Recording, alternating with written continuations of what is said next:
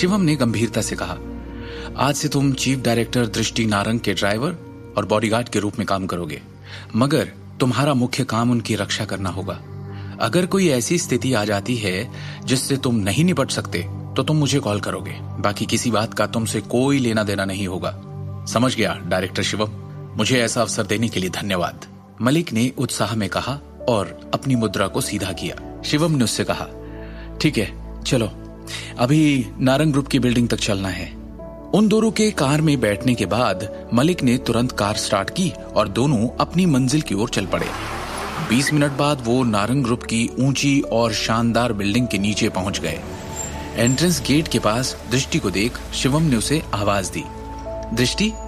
Shivam car से बाहर निकला और मुस्कुराकर दृष्टि से मिला। तुम इतनी देर से क्यों पहुंचे? दोपहर हो चुकी है। दृष्टि ने पीछे खड़े रजत मलिक को नोटिस करने से पहले पूछा। ये? हेलो दृष्टि मैम, मैं रजत मलिक। आज से मैं आपके निजी ड्राइवर के रूप में काम करूंगा, मलिक ने एक गंभीर अभिव्यक्ति के साथ कहा। मेरा ड्राइवर? दृष्टि ने असमंजस में पूछा।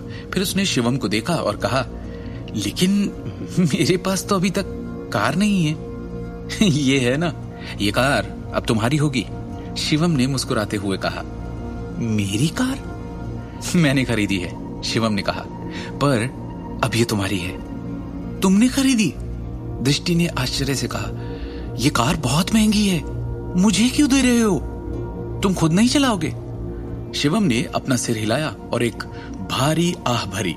वैसे इतने पैसे कहां से लाए? दृष्टि ने शिवम को संदेह से देखा। शिवम तो पिछले 2 सालों से अपने छोटे से फूड ट्रक पे काम कर रहा था, फिर इतने पैसे कैसे इकट्ठे कर लिए उसने? मैंने पिछले 2 सालों से कुछ पैसे बचाए थे, शिवम ने जवाब दिया। अब तुम कंपनी की चीफ डिजाइन डायरेक्टर हो, तुम्हें जरूरत पड़ेगी और ये कार तुम्हारी पोस्ट को शोभा भी देगी, तो मैंने सोचा ये सही नहीं है शिवम। दृष्टि ने अपना सिर ना में हिलाया और मना कर दिया। ये कार तुमने खरीदी है, फिर भी मैं इसे नहीं ले सकती, इसे तुम अपने लिए रखो। चूंकि उन दोनों ने कभी एक दूसरे के पैसों और हिसाब किताब के बारे में नहीं पूछा, इसलिए स्वाभाविक रूप से उसे नहीं पता था कि शिवम ने कितना पैसा बचाया था। भले ही शिवम ने पिछले 2 सालों में इतना पैसा कमा लिया, ये कमाई उसकी अपने छोटे से फूड ट्रक पर दिन रात की गई मेहनत की थी। 90 लाख जैसी बड़ी रकम इकट्ठी करने के लिए उसने कितनी ज्यादा मेहनत की होगी, दृष्टि ने सोचा। तब तक शिवम ने मुस्कुराकर फिर से कहा, ये मत भूलो कि मैं भी अब काम पर तुम्हारा असिस्टेंट डायरेक्टर हूं। जरा सोचो, अगर मेरी बॉस ऐसी कार में नहीं आती तो मैं कैसे हिम्मत कर सकता हूं इससे रोज ऑफिस आने की। फिर शिवम ने जरा चालाकी से कहा, और ये बताओ दृष्टि, जो मेरा है क्या वो तुम्हारा नहीं? इतना मत सोचो, कंपनी की इतनी बड़ी पोस्ट पर आ गई हो, खुद को और सबको महसूस भी तो होने दो। वैसे भी तुम्हारे अंडर काम करके मैं भी तो और पैसे कमाऊंगा। उतने नहीं कमा पाया तो तुम मुझे अपने अगले प्रमोशन पर एक कार गिफ्ट कर देना। बात वही हुई ना? शिवम ने स्पष्ट रूप से कहा।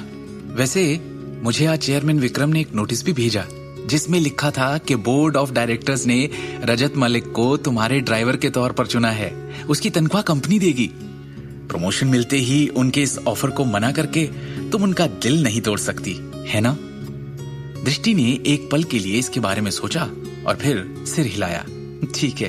कि तभी एक अचानक तेजी से ब्रेक की चीख के साथ उनकी गाड़ी का रास्ता रोकते हुए सामने आकर रुक गई। ऐसा लग रहा था जैसे कार के मालिक ने उन्हें भड़काने के लिए जानबूझकर कार को इतनी जोर से घुमाया।